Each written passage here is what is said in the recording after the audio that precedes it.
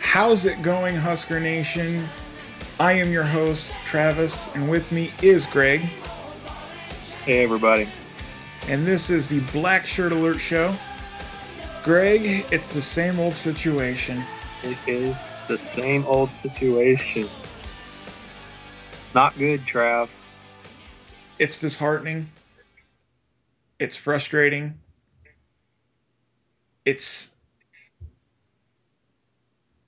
pathetic. But, Greg, we still have a chance for a bowl game. It's slim. It's going to be hard because we have to win 4 games to get to a bowl. Well, but it's plausible. It's plausible. I want to make one correction. Okay. Last week I said there was no chance of us winning the division. When I made that comment, technically speaking, I was wrong. And people on the internet made sure I knew about that. And technically, we're not out of the running this year. But is it plausible that we can win a conference championship? No. Well, let's put it this way. When that comment was made, were we out of it? From a technical sense, no. But from an ability standpoint, we weren't even close to... We're not going to be good enough. That's basically what you're saying. We're not good enough to win a conference championship. We're not even good enough to win our division. That's what I was trying to get through. Here's the thing. Let's just be realistic. We're not a good football team. And it hurts to say that. You know, like I don't know why we can't win the close ones. And you know, Greg, here's the thing.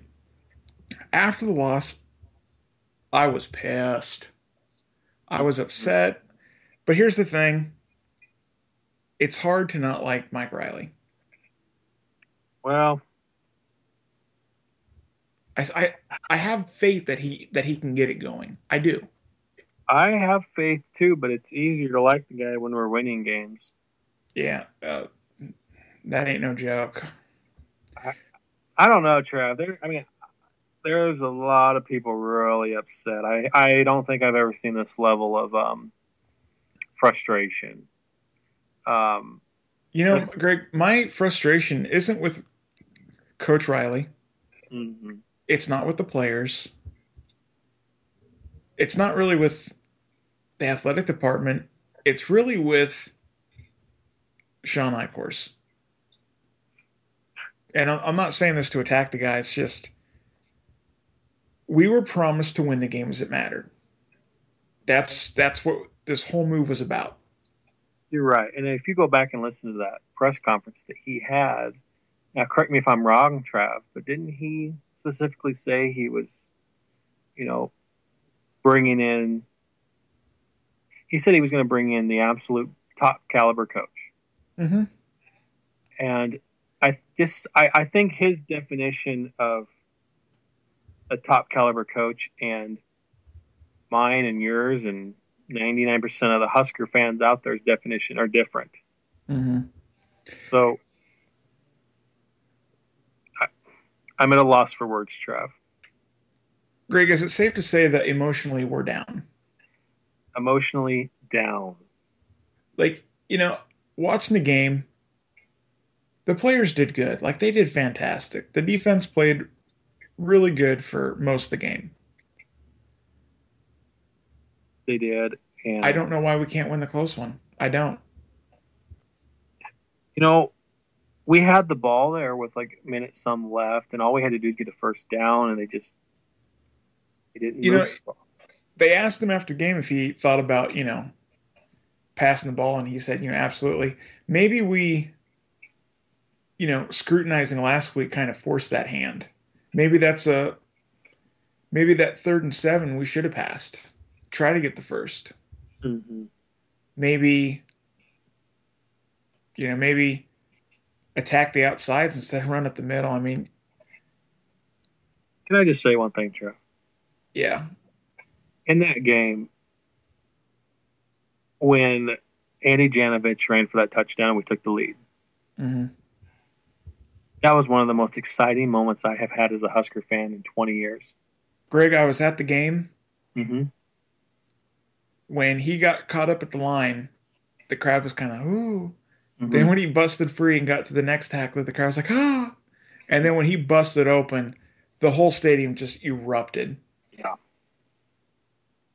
It was an awesome moment to be in that stadium and hear how loud that stadium got. It was literally deafening. And then the field goal bounces off the upright. Bounces off the upright. We're still in it. We needed that crucial third down, and we couldn't do it. And that's where games are won. Trav, I've never been. I haven't been on such a high to a low since we, quote unquote, lost to Texas in the Big 12 championship. Oh. Where we thought we won, thought we were going to win, and then just suddenly dramatically lose. I agree, and it's such a hard pill to swallow.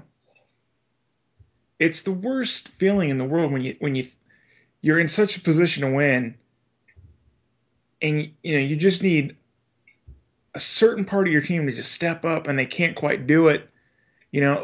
When he missed that field goal, we knew we had to keep him out of field goal range because we weren't going to get that lucky twice. Right. That was crucial. Yeah. And I was sitting right next to a guy, and he says, Drew Brown missed that one kick, and that that's coming back to haunt us. And I'm like, you can't think like that because their kicker missed 2 field goals. The whole thing is we have to win the close games. The players need to win. When you start losing, it really draws the energy out of the team. Now they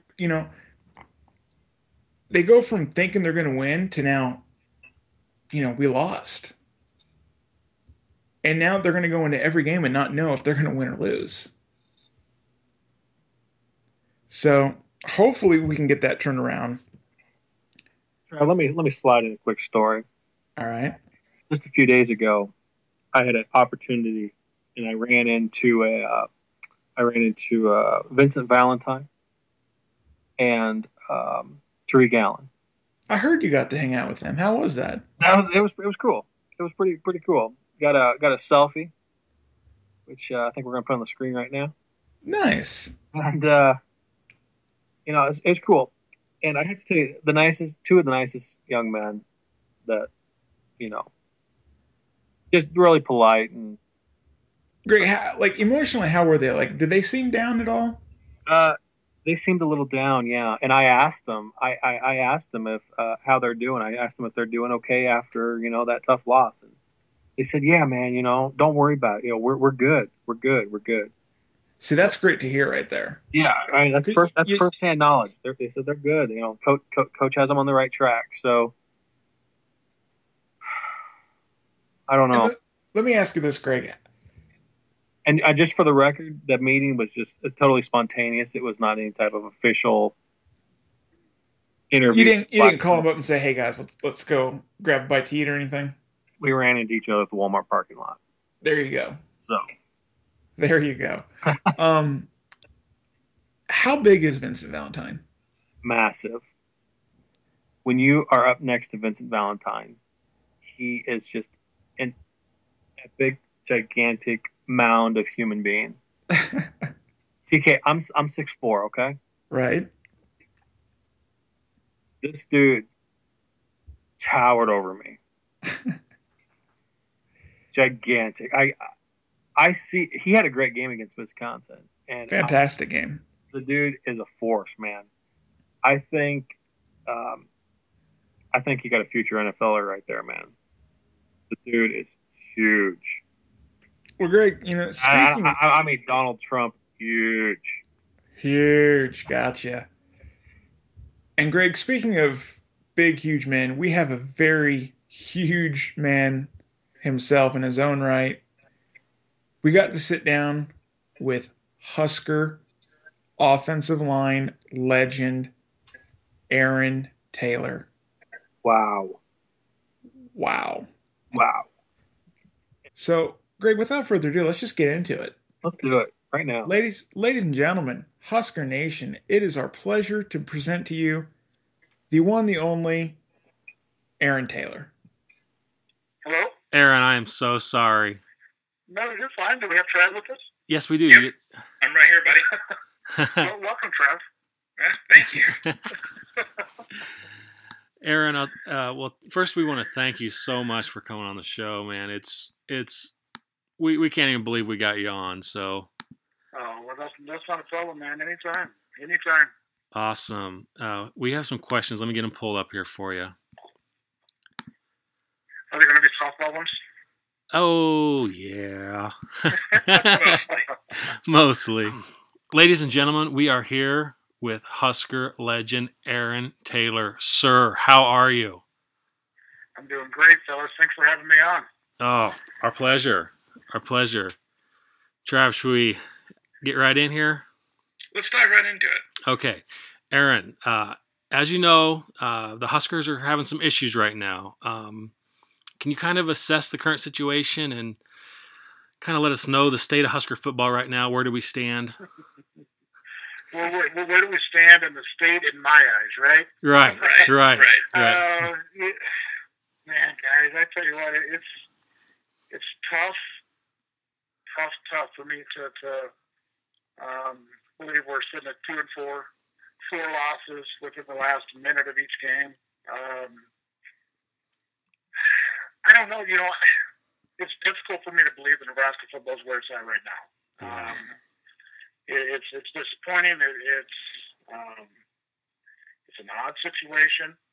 The thing is I'm not down there. I don't know how they're practicing. I don't know, how the coaches are fitting in. I hear some good things. There's some good things about the players.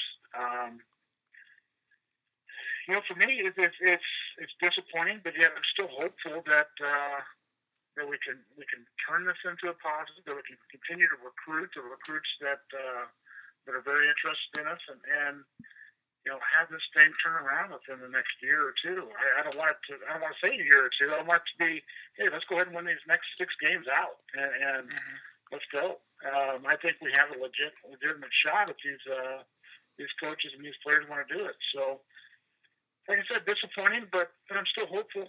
And I think that's just me being a Cornhusker fan. Yeah. Sure. Aaron, if you don't mind, this team, it really feels like it's struggling to just win the close games. And go ahead. You're right, and I was having this conversation today with a coworker as I did the previous 3 games that we lost closely. I guess the thing that's difficult for me, the players are in it. They're not executing the full 60 minutes like they want to, but they're in it, and I like that. It shows that, hey, we're not giving up. We're not getting blown out by 40, 50 points, right. 30 points, whatever it is. So I like that they're competing, and they're competing hard.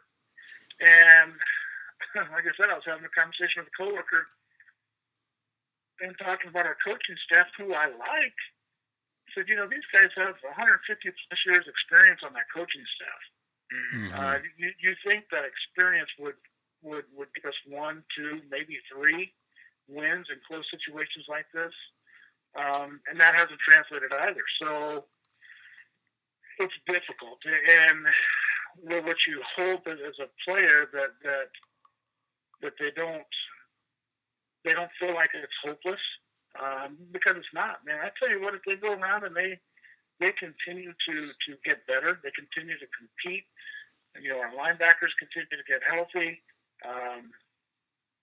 secondary continues to improve, we could end the season on a high note. Mm-hmm. And then it's all about rebuilding that program and having pride for what you leave behind. And if these guys can do that, they can show these recruits, hey, man, the Nebraska program's on the up. You need to be committed. And that's kind of what you hope happens. Adam, it really is a pride thing. Like, it seems that we've kind of lost that pride. Yeah, you know, I don't know if it's man, I don't know.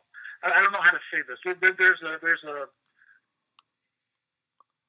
winners know how to win, and there's, you know, you can call that pride, you can call it arrogance, you can call it a lot of different things, and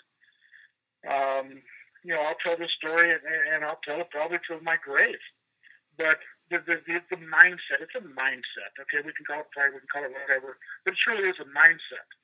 And we were traveling in 1997 to Washington. Washington was ranked ahead of us.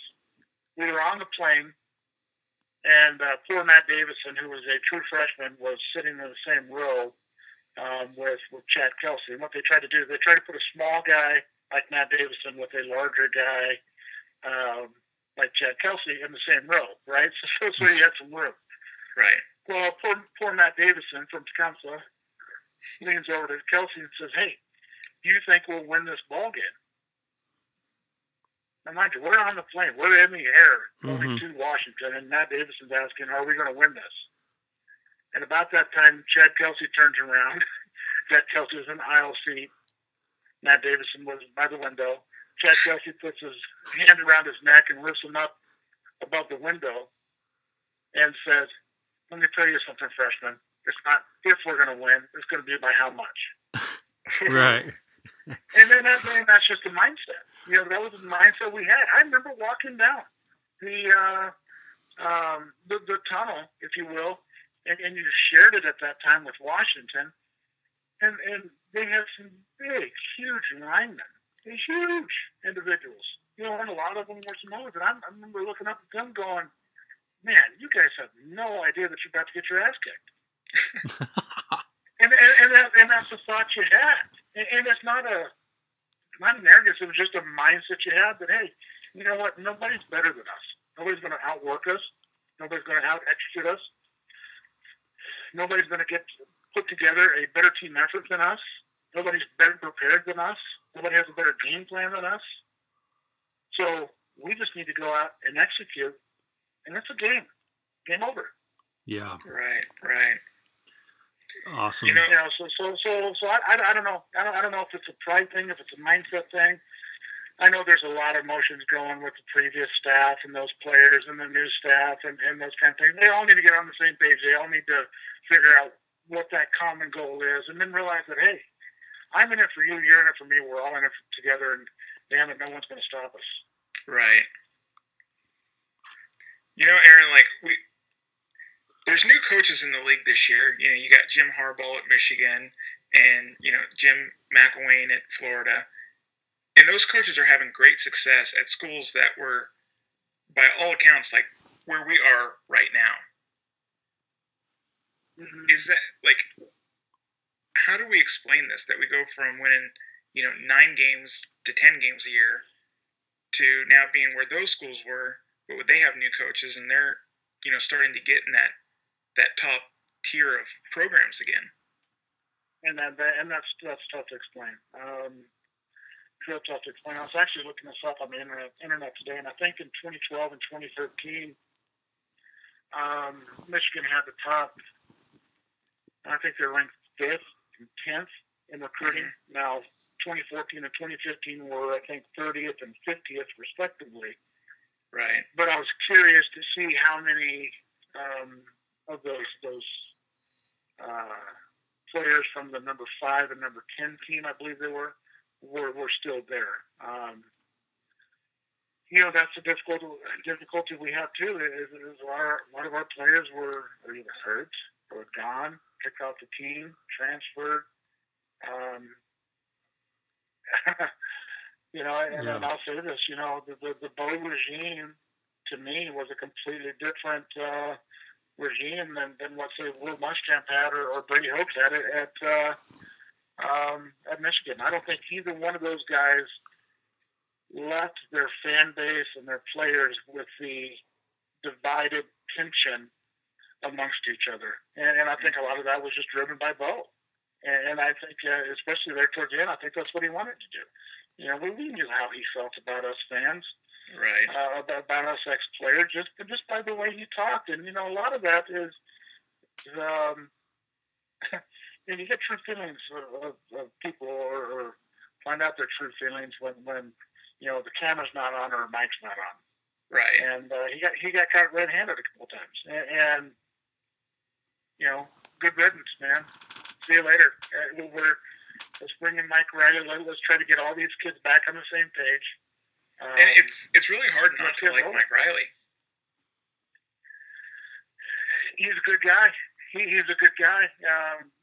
My concern about Coach Riley is I think he's a good coach. I think these players, and I think we can even see this through 6 games, is their fundamentals have increased, progressively through each game. And we tackle. One of the things we haven't talked about is we're making tackles.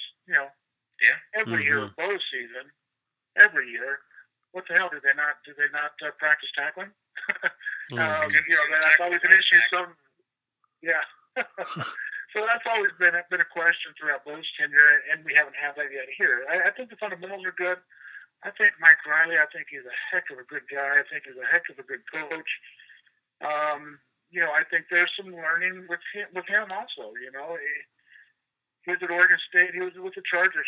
Chargers haven't done anything. He did have some success up in the Canadian League, but damn, man, we're not any of those. We're Nebraska, and you have that winning mindset, and you come in here expecting to win.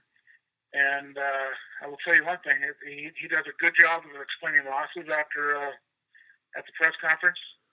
But what he needs to learn is that it's a whole lot easier to explain wins. Yeah, absolutely. And let's do that. And again, I think he put together a great staff. I like Cav.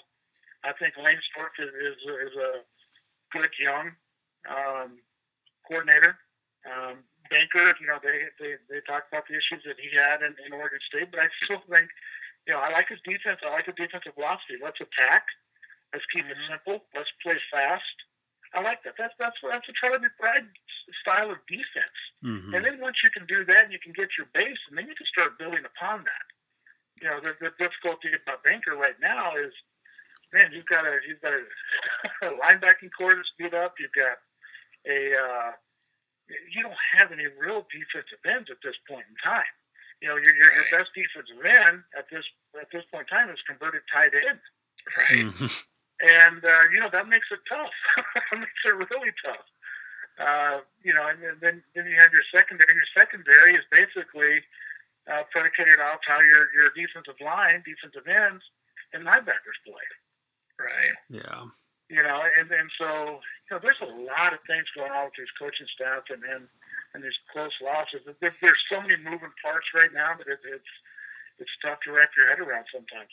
Yeah, and the defense played really good for 3 quarters this last game. Like, right. They played better than they have all season for 3 quarters, right.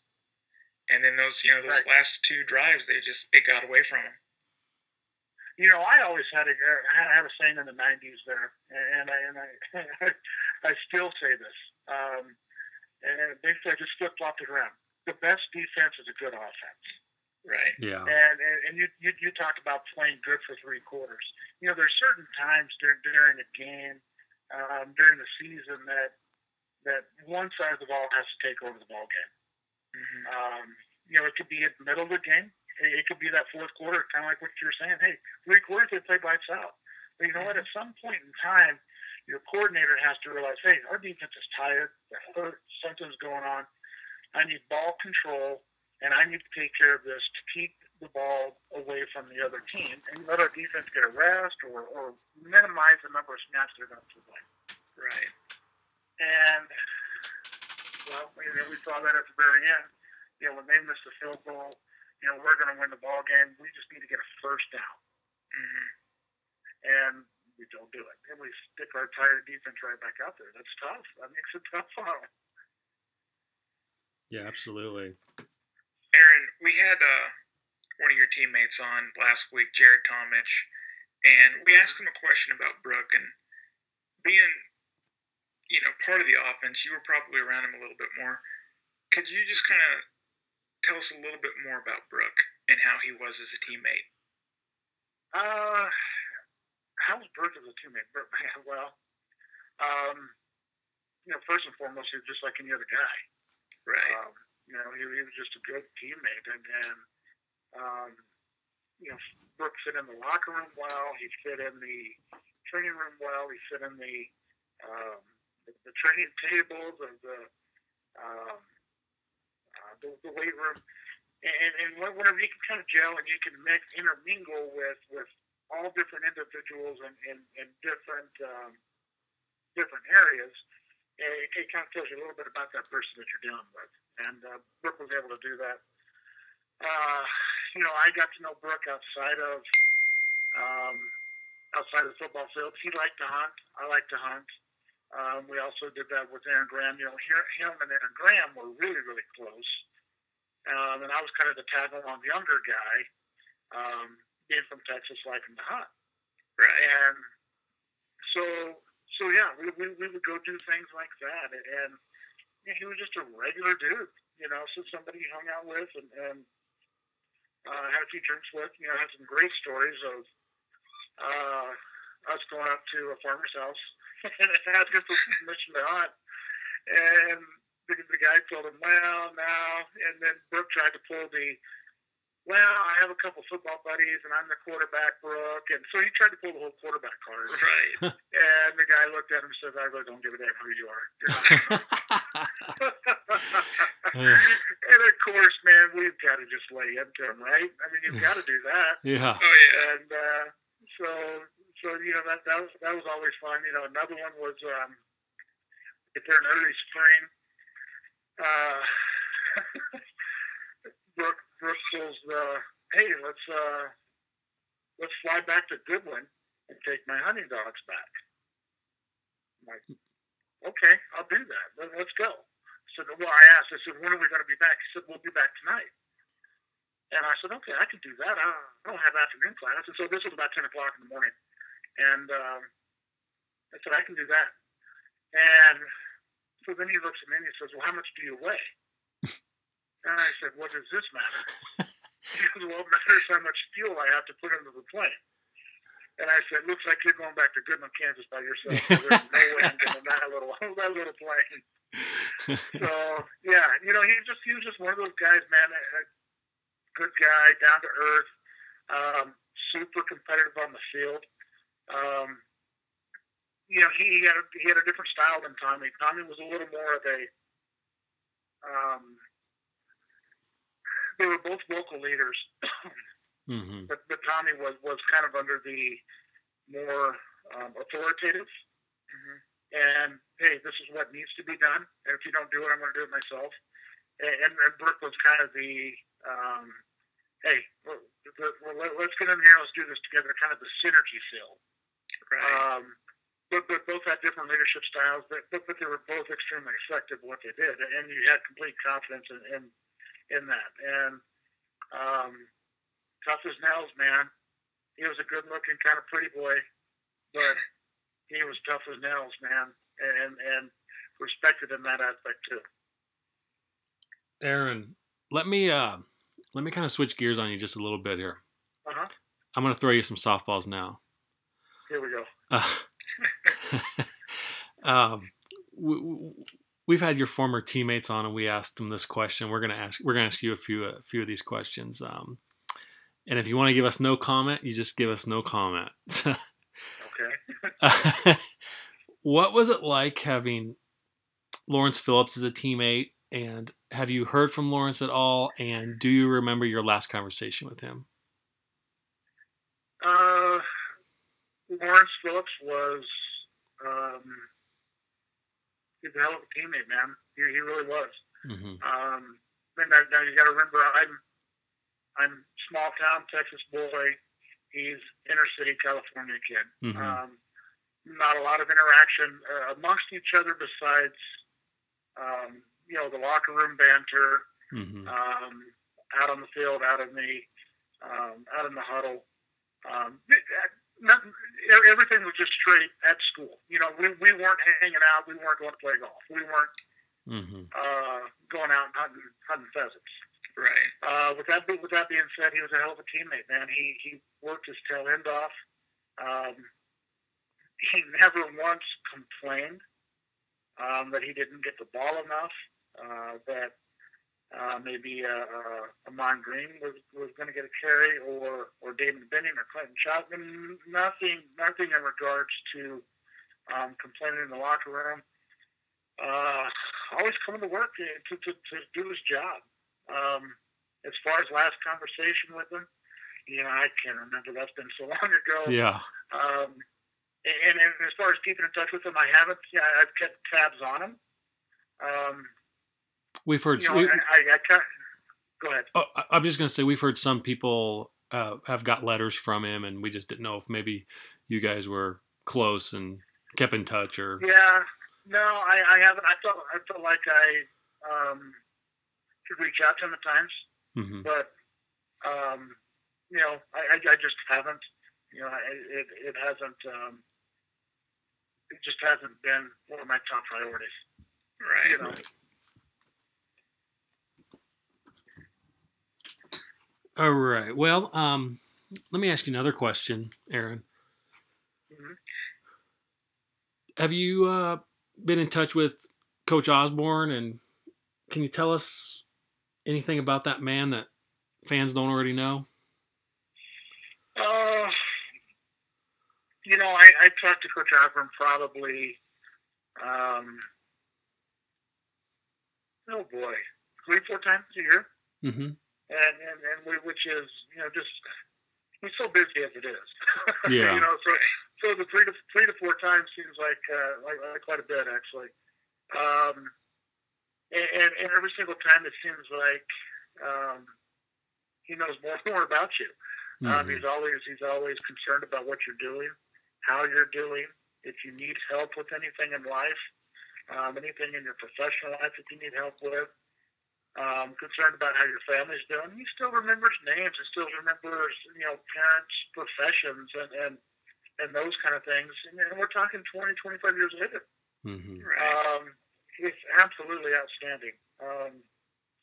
So yeah, I keep in touch with him.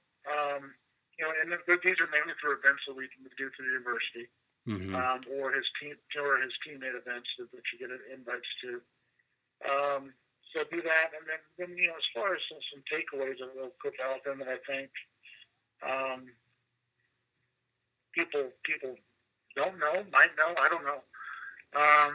You know, he taught us 3 main principles in life that you could use on the football field, that you could use in life, and those were honesty, integrity, and character.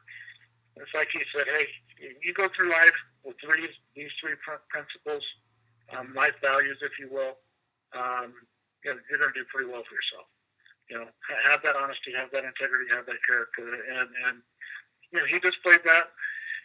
That's why he ran his program with us, and it was a great learning experience. One of the best times of my life was underneath his leadership. Are you still there, Aaron? Yeah. Yep. Oh. Let me ask you this, Aaron. We just have to know, how badass is it having your number retired and your name immortalized in Memorial Stadium? How kick-ass is it? Yeah. Yeah, boy, how do I answer this? It's pretty damn kick-ass. Yeah. You know, it really is. You know, and I guess, you know, you come up here and you know, I come from Texas, and I want to do good. I want to make a team. I want to play. And then you get to playing a little bit, and then you kind of want to be good. And then you're kind of like, damn, I want to be Will Shields. I want to be Remington. You know, and so you start, you know, everything just starts building and kind of compounding, and then, hell, next thing you know, you're an Allen Trophy winner, and your name's up there, and you kind of take a look back, and you're like, oh shit, man, I was pretty good. You know, and you kind of, but you get lost in all that. You don't really realize that it's all going on, because what you're trying to do is just do your job every day. Mm-hmm. Right. And but it's pretty sweet, man. It is. It's kind of fun to sit there and walk in and go, yeah, there's my name, there's my number. You know. And, well, by the way, you want to go see my trophy case? Right. And by no means am I that guy. I'm definitely not that guy. I got a post up on Facebook right now of, hey, I'm looking for 4 tickets to the Northwestern game. Well, you know what? We were going to... You know, and all that's because I'm not that guy to call down the university and say, hey, hook me up. That's not me. That's not what I do. Well, you know what, Aaron? We saw that on Facebook, and we were going to ask you. We think that you guys should just have an open door policy for you guys. I mean, your name is on the building. Right. I mean, I guess right. we and there's I understand. It was oh boy, we had Washington coming here underneath the bow. I think this was 4 years ago now, and they invited me back to be the guest head coach and spend the day. And I wanted a ticket for my fiance and a friend, so they could sit and kind of enjoy the day, the atmosphere, because it was just an all-day event. Right. And they said, "Oh, absolutely, we can get those tickets. I just need your credit card number." What? And I'm like, "Oh, you got to be kidding me!" So I think it's tough. It really is. The regime, the athletic department has changed so much. And it all started with Peterson, and a lot of it was whenever they made Will Shields, I'm almost positive, if I'm remembering this correctly, whenever we were retiring his number, that they made him buy tickets for his family. That's just unbelievable for us. Yeah, and that was a long time ago. Things have changed, and I know players can go to the athletic department and ask for things, but that's not my cup of tea. I feel like if I ask, then they might ask me to do something I don't want to do. Mm-hmm. Right. I don't know. I'm just kind of speechless. Yeah, it's not a deal with the university by any means. I mean, because I get along with them well. It's just something that, if you meet people that have met me, they'll probably tell you I'm one of the most humble guys that they've met, because I don't talk football. I don't talk about my career. I don't talk about me. It's all about other things. And so I don't throw that back at the university saying, hey, hook me up because I was one of your best. Right. Now, don't get me wrong. It's we'll say it for you. And it looks pretty damn good next year. You bet your ass that I'm calling for Oregon tickets. Right. Yeah. So. Well, I'll tell you what, Aaron, you've told us a lot of stories that we've never heard, but I guess we have a question for you. You've kind of already answered it, but Trav? Yeah, I mean, Aaron, you've given us a lot of great stories, and, one thing we ask usually all of our guests is if they have just a story behind the scenes that they could tell us, and you've given us plenty, but could you give us just one more kind of behind the scenes story of your time at Nebraska? That nobody's ever heard.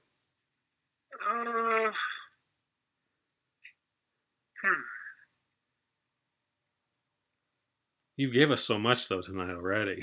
Yes. Well, I can give you one.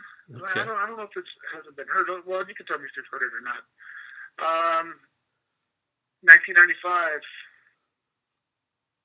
Was it 95? We played Michigan State at Michigan State. Yeah, that's when it was. And Bob Devaney came back. Mm-hmm. Yep, it was Nick Saban, and this was my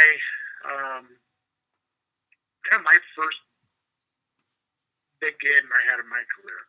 But anyhow, the pre-game we had Bob Devaney in because he used to be a coach up there. It was just it was a big hyped game, right. And the Peter brothers have a connection with Michigan State, and it's due to them being friends with the the Penske family. You know, the Penske racing team. Yeah. Oh yeah. Yeah. Yep. They're family friends with the Penske family. So the Penske family has ties to Michigan State, those kind of things. So the Peter brothers also had a tie-in. Bob Devaney's there. It's a big hyped game. A lot of excitement going on, and it's pregame time. And so Devaney says a little speech to us, and he just kind of steps back. Well, now it's time for the players, the captains, to talk, and then do our prayer, and off we go, right onto the field. And so we all gather around. Captain's speech is about to start, and Christian looks over at Bob Devaney, who's the only non-player in the locker room. This is Bob Devaney of all people, right? Oh boy. He looks over at him and he goes, "Coach, you need to hit the road. You need to go." Everybody, we're all kind of getting hyped, right? And now Christian's telling Coach Devaney to hit the road, get out of the locker room. Oh. And we're all just kind of like looking around going, "Uh-oh. You don't do this," right? Wow. Yeah, you don't do this. So Coach Devaney just, okay. And so he walks out of the locker room. And then Christian and Jason pull out all this Michigan State memorabilia that the Penske family had sent the Peter family over the years as they grew up. And they had wall clocks. They had several different items. And one of them was a glass Christmas ball that you hang on the Christmas tree, right? Mm-hmm. Right. And so Tomic takes a chair. He hits it over, or they hit a chair over somebody's head, break that, and then Christian takes this little Christmas ornament and he smashes it on his forehead. And of course, it's glass. And he is just going crazy. Oh, and my. He's got all this blood going down his face. He looks like a wrestler from the 1980s, you know, back when blood was big time. And he's just going crazy. He's talking nonstop, and he's giving us the hype speech, and everybody's sitting there going, "All right, we're done getting hyped. Are you okay?"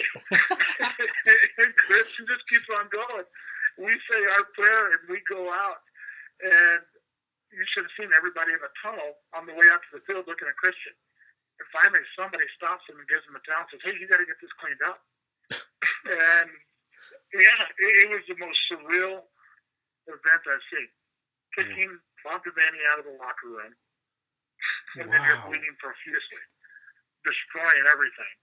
And yeah, it was great time. And yeah, it's something you never forget. Wow. You know what? So I don't know. Have you guys heard that? I never heard it. That's a new story. That is a new one. I'll tell you what I think's funny is last week we asked Tomic a story, and his story was about the Peter brothers as well. So yeah, everything seems to involve the Peter brothers. Yeah. You know that they were our class clowns. Yeah. You know, they provided some good comic relief for us. No, actually, they were a good catalyst, and I think a lot of that mentality there in the '90s started a little bit before then with Perella, and so this would be my take. You know, kind of that nasty, hard-nosed attitude that the '90s football teams had. I think a lot of that started with Perella in the early '90s, transferred over to Kevin Raymakers, if you remember that name, from Norfolk, and then on right down to Christian, to Jason, to Lindstrom. Mm-hmm. And, you know, that just kind of festered and just kind of took a life of its own. And you know, even though it was an aggressive, hard-nosed type of attitude, you know, off of the field, I tell you what, man, you couldn't find any better people in the family. Mm-hmm. Which is pretty darn neat. Absolutely. Aaron, if I may ask you this one question now. I believe it was before the 96 Fiesta Bowl when you guys faced Florida. Christian put on like a little video of him, you know, giving you guys a speech, I think. What was the reaction like when he basically said, you know, you guys are the best team in America and everyone is down here, you know, dog shit on our feet? Did that pump you guys up like it pumps me up when I watch it? Absolutely. And, you know, everything was right with what he said. And that's what's even better about it. It wasn't just a pump-up speech, but it was all accurate. Mm-hmm. You know, here we are. We're dominating teams. Mm-hmm. We were damn good. Mm-hmm. And everybody knew it. But then all of a sudden, we have a month and a half until the bowl game, and it's like everybody forgot. Mm-hmm. Nebraska's too big. Nebraska's too slow. They don't stand a chance against this fun and gun. Spurrier's too smart. Osborne's too old. You know, he's still running an old offense. We don't have the horses to keep up with them. You know, you had zero respect, even though you sit there and you go through. At that time, it was the Big Eight. You know, it was the last year of the Big Eight. You know, and you just go through it and you just dominate. I mean, you just go through and absolutely dominate, and then all of a sudden, the pundits and everybody forget. And yeah, I mean, you know, that stuff sticks with you. It's kind of disappointing. You definitely want to go out and show them. And this is kind of like, of course, it's at the very end. Man, I was wrong. I was dead wrong. And that makes you feel good. But so yeah, it gets you fired up and makes you want to prove people wrong. You know, one thing the best part about it is it was all true. You know, what he was saying. So that was good.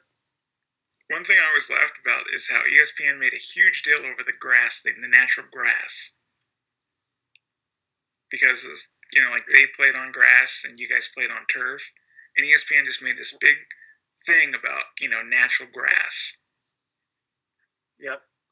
It was it's ridiculous. That was a fun game, man. That was a fun game.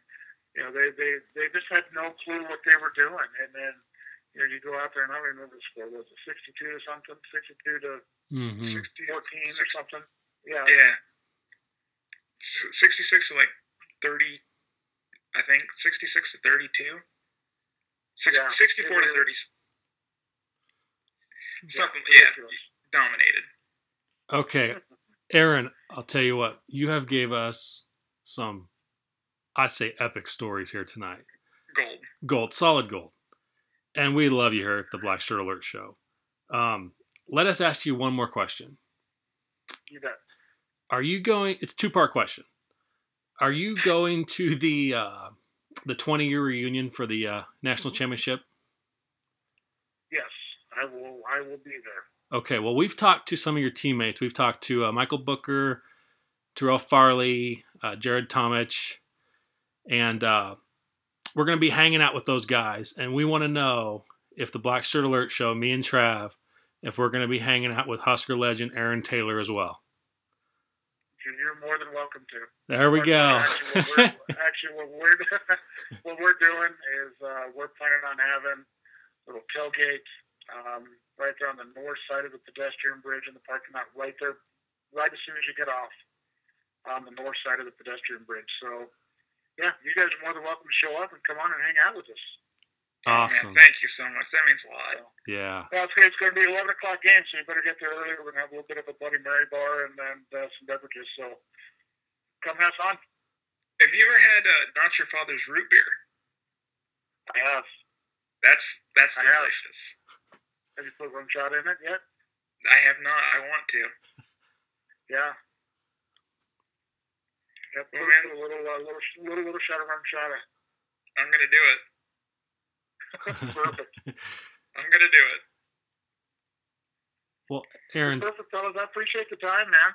Hey. Yeah, absolutely. Thank you so much. Thank you. We appreciate it so much. I mean, we're just kind of getting started, so you know, we have almost 3,000 downloads, but you know, we've been asking some of the former greats, and you know, almost everybody's, you know, been cool enough to come on, and man, the viewers love hearing from you guys. Yeah, we're getting a huge reaction. Perfect. Well, yeah, shoot me the link, and I'll throw it out there too. Awesome. Oh, thank you. Thanks, Aaron. All right. All right. Well. All right, fellas. Thanks for giving us that. You gave us 45 minutes of your time, and we're very appreciative, Aaron. Absolutely, not a problem. You guys have a good evening. Okay, you too, Aaron. Thanks. Go Big Red. You bet. Bye-bye. Bye.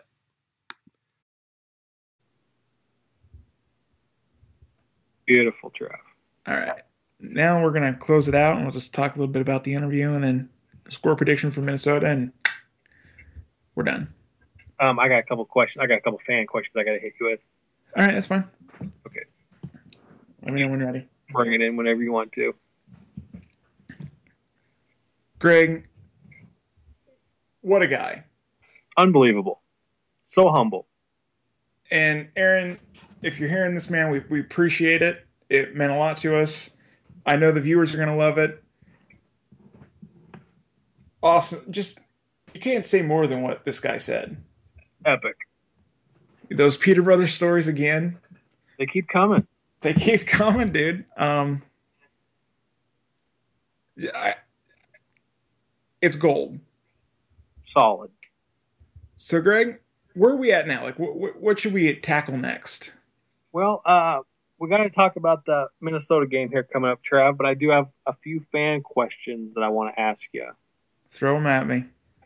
Okay, I'm going to ask him, and let's get your response. Trav, this comes from John on Facebook. How does our defensive backs get better going forward this season since we're ranked last in pass protection? And he also says our defense showed signs of life against Wisconsin. Well, John, like Aaron Taylor said, the pass defense has gotten better. If we get a pass rush, it's just going to get better because, like you said, we have our best defensive end is a converted tight end. So we got to get a pass rush. Once we do that, secondary will be fine. When you give a quarterback 5, 6, even 7 seconds, Joe Daly can pick you apart. So we get a pass rush, secondary is going to be just fine. They played really good against Wisconsin, and it's just about getting back to fundamentals. Once they get back to fundamentals, we get a pass rush, they'll be fine. Is there anything else, Greg? I got another question for you, Trav. All right. Equalizer 007 on YouTube. What do you guys think about starting some freshmen and sophomores? I'm thinking it's time. Also might help with recruiting. Maybe I'm wrong.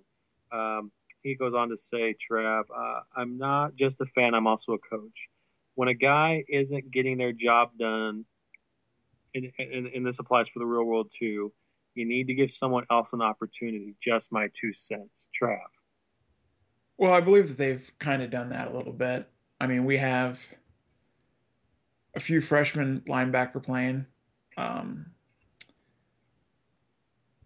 With the injuries on the defensive line, the linebacker, even the secondary, a lot of young guys are getting a chance to play, and some red shirts are still being pulled. Like last week, I believe we had his name escapes me. Stevenson, yeah. Wasn't that it? Yeah, I think so. The running back. Yeah. His red shirt was pulled, so I think the staff does realize that. I think they are starting to play more and more freshmen, and I don't think that's what they wanted to do. It's just injuries have really plagued us all season. So I think that they are doing that, and you don't want to pull red shirts this late in the season, but we've kind of had no choice, right? With all the injuries and everything, so it's tough right now, and we've lost some close games, and it sucks. Losing sucks. So hopefully we can start getting on a winning streak and get a few more wins and build some confidence. But I think we're playing as many freshmen as we can. Trav, on Saturday we're going to Minnesota. Mm-hmm. We're playing a 4-2 Minnesota team. They lost to TCU 23-17. They lost to Northwestern. They got shut out by Northwestern 27-0. They look like a pretty decent team. Any other year, I don't think they would be of any concern, but this year is a little different. Tell us about the Minnesota game, Trav. What can we expect? Well, Minnesota's kind of the opposite of what we are right now. They've gotten lucky a few times. We've gotten unlucky. Mm-hmm. They squeak by Kent State or Kent, and they've squeaked by Ohio. Yep. Sadly, I think it's going to be another close game. And Greg, if we don't figure out how to win these close games, it's the year's over with. Mm-hmm. We've got to start winning. It's you hear Aaron Taylor said they got to get a mindset. They got to get an identity. They don't have one right now. And it's I don't mean to rag on the players.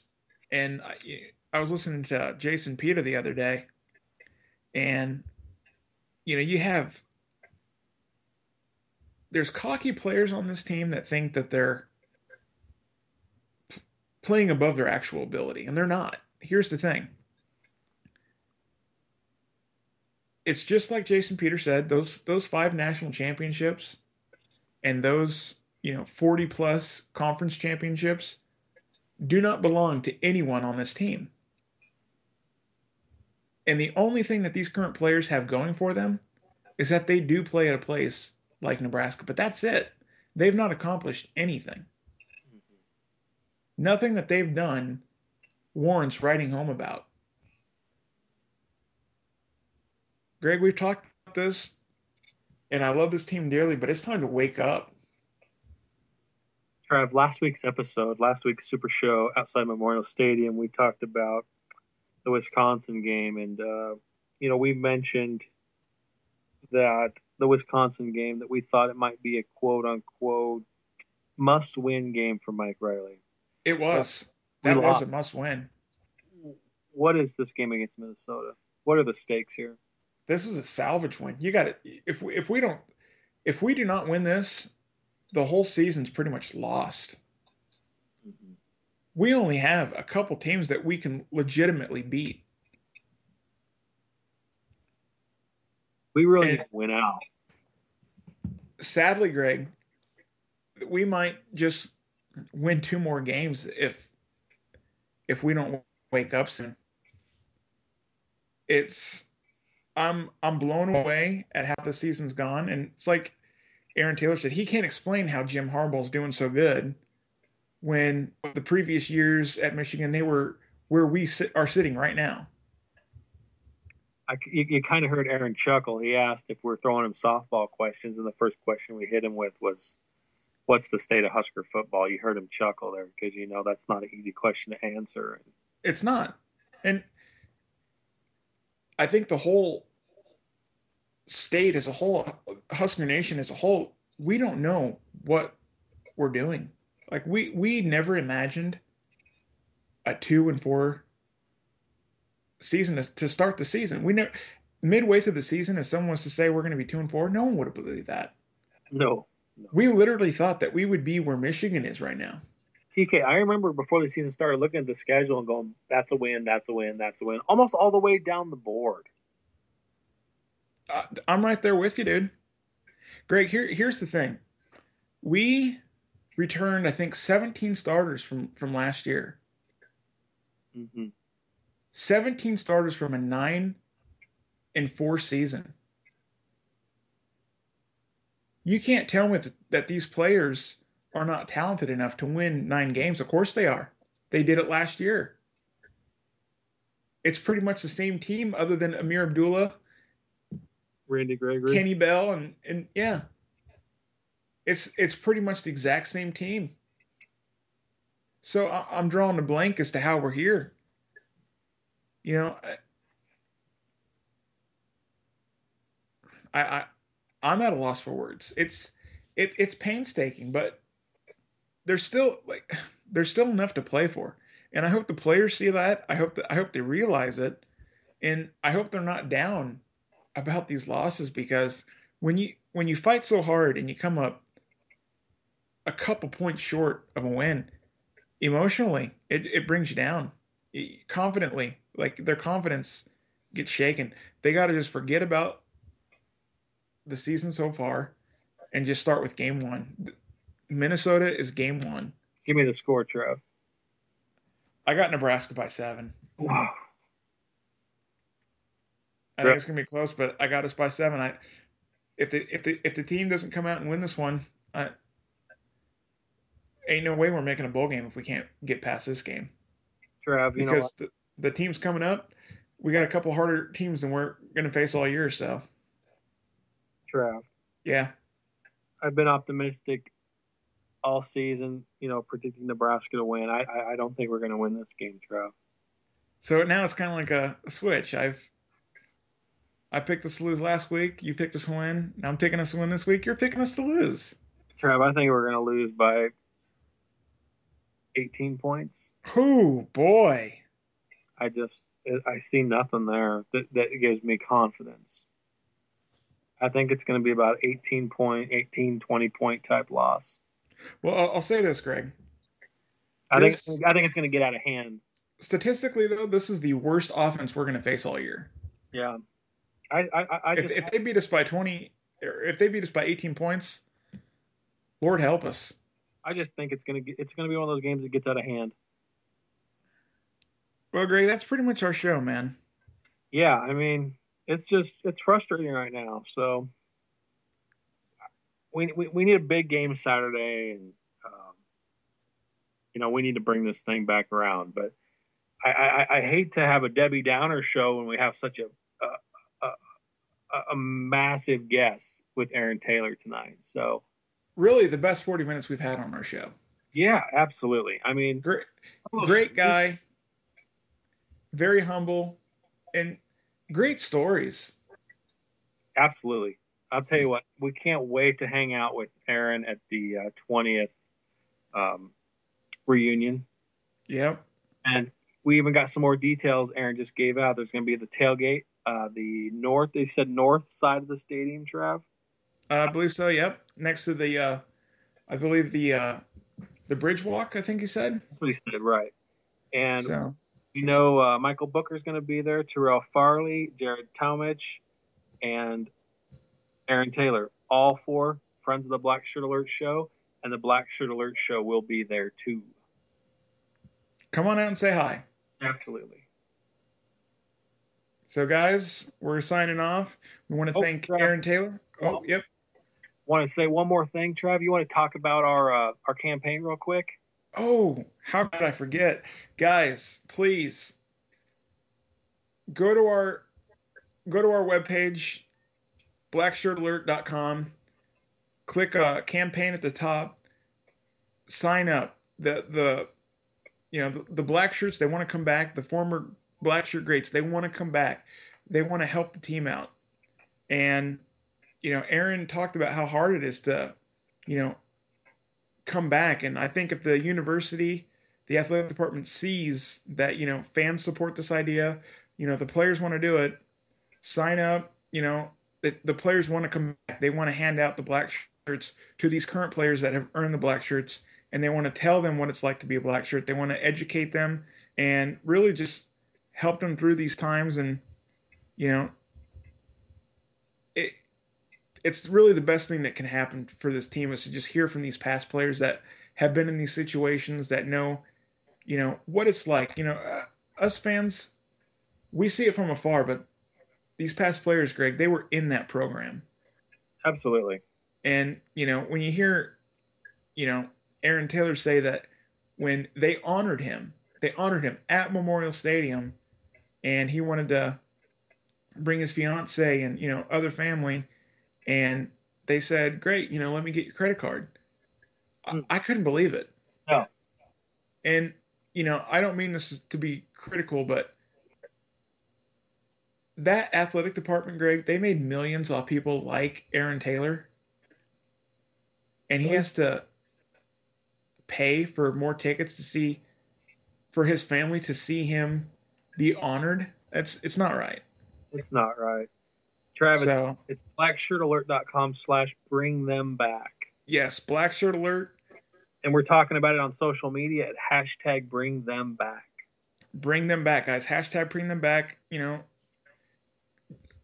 Like us on Facebook. Just show the love. Let's get these players back. Let's get them back in the program to help out the team. Real quick, blackshirtalert.com. Like us on Facebook. Follow us on Twitter. Subscribe on YouTube. Trav, take us out of here. Guys, this has been our show. We want to thank Aaron Taylor for like I said, a fantastic 40 minutes. Great stories, great guy, very humble. Can't thank him enough. Guys, Blackshirt Alert Show, signing off.